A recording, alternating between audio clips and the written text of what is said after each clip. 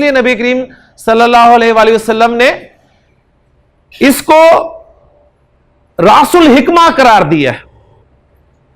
ठीक है, यानी हिकमत की चोटी मखाफतुल्लाह, अल्लाह का खौफ है। तो अल्लाह का खौफ हमारे अंदर पैदा हो जाए। और ये बात वाकई हकीकी बात है कि जब आप खौफ को निकाल देंगे ना अपने अंदर से, आज के स्टूडेंट्स में से खौफ निकाल दिया गया है, मार का खौफ, सजा का खौफ, यानी वो मार नहीं प्यार वाले जो नारे लगते हैं, पीछे वो क्या है, उससे देखें हाल क्या हुआ है। यानी उस्ताद का खौफ जो मुझे याद है, यानी हमारा उस्ताद वहां से अगर आ रहा होता था और हम यहां साइकिल पे सवार होते थे तो उस्ताद को देखते भी साइकिल से उतर जाते थे और खड़े हो जाते थे। उस्ताद जब तक करीब से गुजर नहीं जाता था उसे सलाम करते थे, और वो जब तक दूर नहीं चला जाता था हम साइकिल पे सवार नहीं होते थे।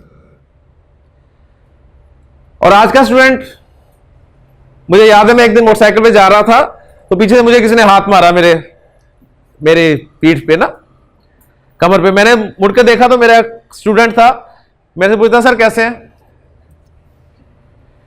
तो ये एक डिफरेंस है, यानी वो जो है ना कि फ्रैंकनेस होनी चाहिए, आपस में दोस्ती होनी चाहिए, फिर तो यही कुछ होगा जी दोस्तियों में। तो यानी उस्ताद का खौफ जो होता था, वालिदैन का जो खौफ होता था, बच्चों को पता होता था कि अगर हमने बाप की बात ना मानी, माँ की बात ना मानी, तो हमें जो जूतियां पड़नी है वो बच्चों को पता होता था।